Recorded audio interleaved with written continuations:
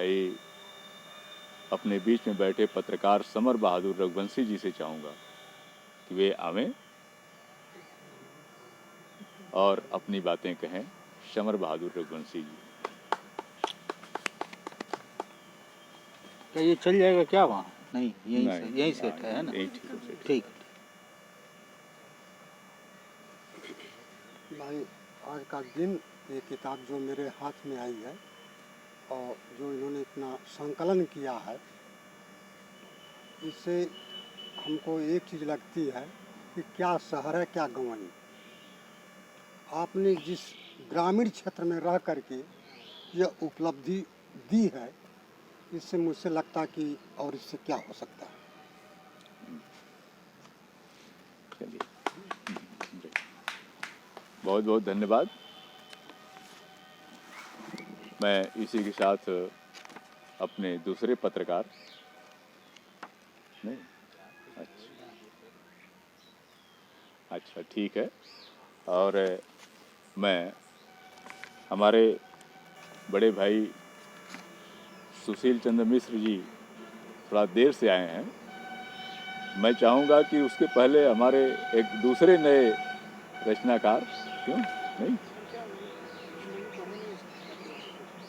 क्यों नहीं पढ़े? सबसे पहले तो तुम ही पाठक थे इसके। तो मैं अब सीधे अपने बीच के साहित्यकार मित्र, कवि, लेखक, गजलकार, गीतकार, वक्ता और पूर्व अध्यापक भाई सुशील चंद्र मिश्र जी यहाँ उपस्थित हैं। वे हमारे प्रगतिशील लेखक संघ के 1989 में ही अध्यक्ष रहे। अभी आप अध्यक्ष मंडल में हैं। हमारे मुख्य अतिथि आज की अध्यक्षता जो कर रहे हैं, आप भी हमारे अध्यक्ष मंडल में हैं। राजदेव भाई अध्यक्ष मंडल में हैं, तो आप भी हमारे प्रगतिशील लेखक संघ जौनपुर के अध्यक्ष मंडल के सदस्य हैं। मैं आपका आह्वान करता हूं कि आप आवें और अपनी कुछ बातें रखें किताब के संदर्भ में। है सेटिंग है? चालू है ना? ठीक। और इधर हो जाइए। बैठ जाइए ना, तो बैठ कर बोलिए, कोई बात। आज का यह दिन बड़ी खुशी, बड़े सौभाग्य, बड़े गौरव का दिन था, है भी। यदि कुछ परिस्थितियों को कुछ क्षण के लिए हम भुला के चलें तो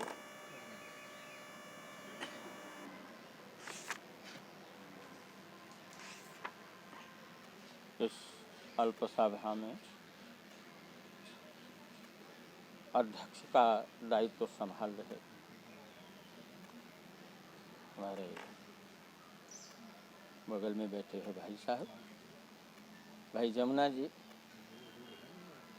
हमारे जितने भी साथी यहाँ बैठे हैं, काफ़ी लंबे समय से हम लोगों से जुड़े रहे हैं।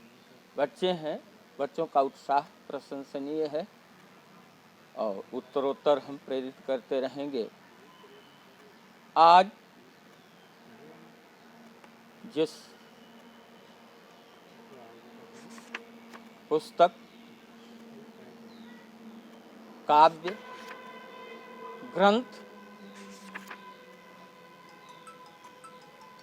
क्रमशः नाम इसके आगे बढ़ते जाएंगे। अभी तो ये पुस्तक होगी, कुछ दिनों के बाद जब इसका अध्ययन होगा तो इसके एक एक पंक्तियों पर एक एक पुस्तक लिखी जा सकेगी। तो फिर ये बड़ा ग्रंथ का रूप भी इसका होगा। हम ये मान के चल रहे हैं कि हमारे क्षेत्र, हमारे जनपद ही नहीं बल्कि हमारे पूरे देश के लिए आने वाले समय में भी और वर्तमान में भी यह एक प्रेरणा का विषय बनेगा, एक तर्क की कसौटी पर खरा उतरने वाला प्रकरण बनेगा जो डॉक्टर के एल सोनकर जी ने समाज को, देश को समर्पित किया है। बचपन से ही हम लोग जुड़े रहे, काफ़ी लंबा साथ रहा। जब मैं इन किताबों को पढ़ने लगा तो हमारी समझ में ये बात आई कि कोरी कल्पना से दूर हटकर यथार्थ के धरातल पर उतरना ही साहित्य की असली सेवा है। इसी विधा में हम लोग जुड़ते रहे, जुड़ते गए। इस पुस्तक को जिन लोगों ने पढ़ा है, आप देखे होंगे कि डॉक्टर साहब ने सबसे पहले अपने बारे में बहुत कुछ लिखा है।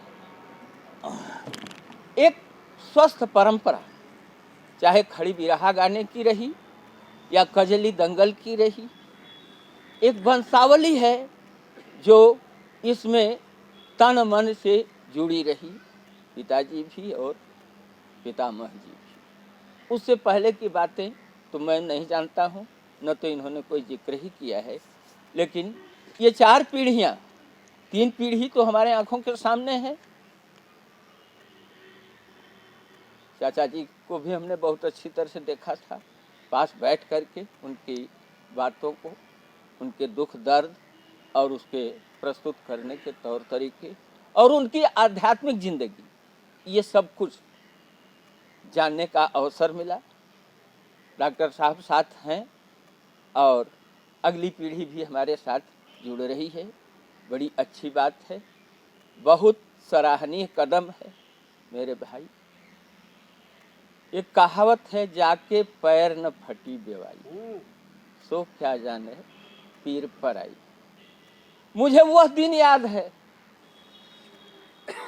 तमाम पुस्तकों का संग्रह हम यही सड़क के बगल में एक मड़ई थी, वहीं हम लोगों ने रखा था।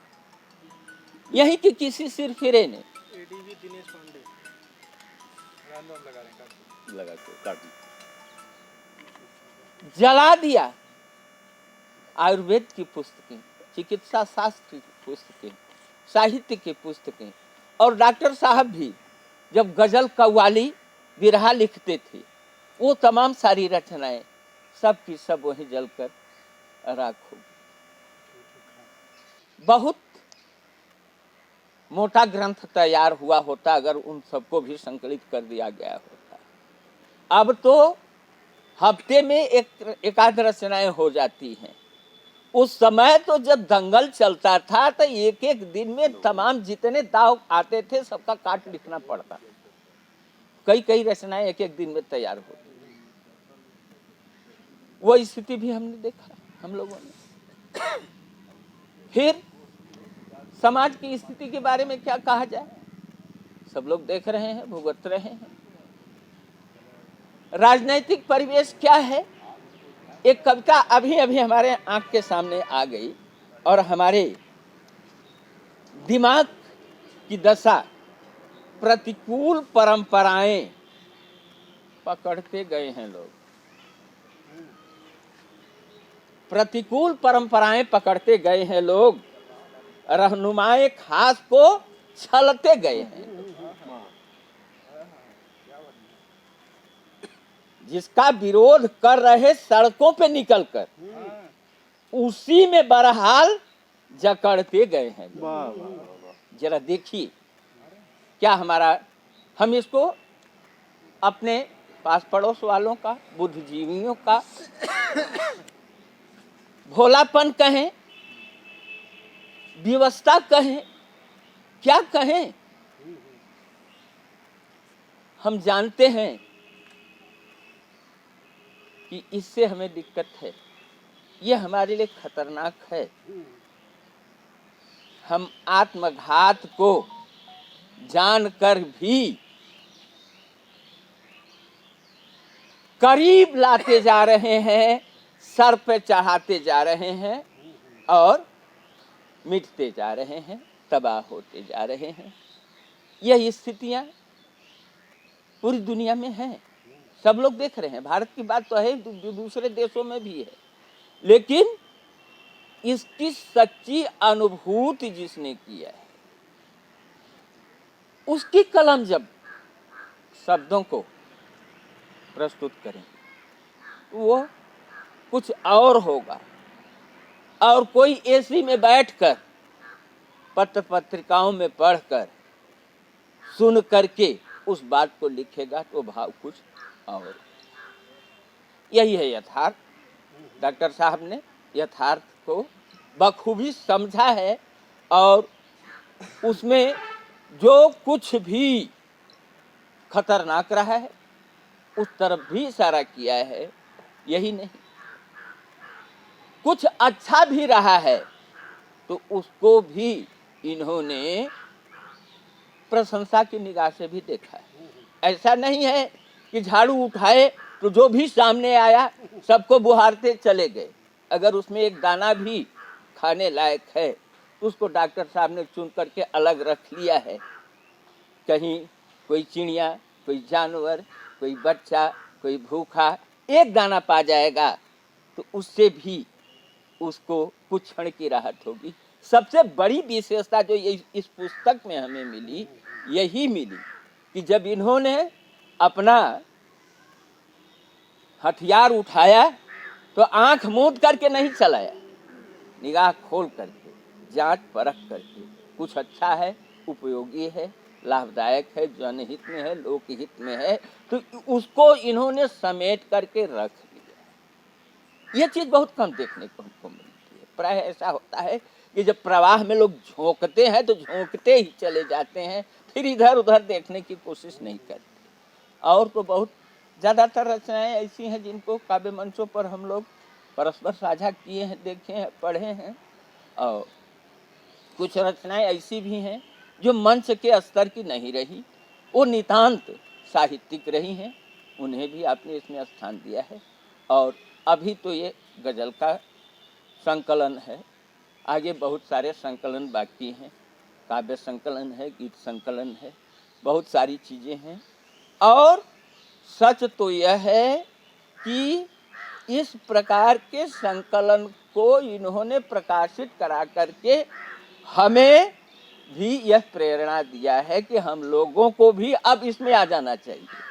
हम लोग 60 के ऊपर गए तब हम यह ना मान करके चलें कि अभी हमको सैकड़ा डाकना है। कबीरा गर्व न कीजिए काल गए करके इसकी बात है। अब हमें अपने पीछे जो कुछ था उसमें से छांट करके बीन करके सजो करके रखना है और लो अतीत से उतना ही जितना पोषक है। जीर्ण शीर्ण का मोह मृत्यु का ही द्योतक है। पीछे से लेना है, अपनी रचनाएं हो चाहे दूसरी हो, लेकिन वही लेना है जो पोषक है, जो लोगों के लिए हितकर है, स्वयं हमारे लिए भी हितकर है। हम उनको संकलित करें, संग्रहित करें और उसमें जहाँ तक संभव हो जो परिष्करण उसका हो सके, संशोधन हो सके करते हुए हम प्रकाशित करें, लोगों के बीच में लाएं। और इसके साथ साथ एक प्रयास यह भी, जैसे समकालीन, तत्कालीन, सर्वकालीन, तीनों स्थितियों में अगर देखा जाए तो जो शाश्वत सर्वकालीन साहित्य होता है वो साहित्य बहुत ही वजनदार होता है, बहुत महान होता है। जो तत्कालीन होता है उसका प्रभाव तुरंत तो बड़ा तेज होता है, बड़ा मारक होता है, बहुत ही क्रांतिकारी असर डालता है। लेकिन जब स्थितियां बदलती हैं तो धीरे धीरे उसकी धार मंद पड़ने लगती है, लेकिन फिर उसको धारदार बनाया जा सकता है। यह कला डॉक्टर साहब में है। कभी किसी परिस्थिति में इन्होंने कुछ लिखा, वो परिस्थिति तो गई, लेकिन उस साहित्य को इन्होंने आने वाले समय के लिए भी धारदार बना करके ही छोड़ा। ये बड़ा अच्छा है, इनका जो है प्रयास हमको बड़ा अच्छा लगता है।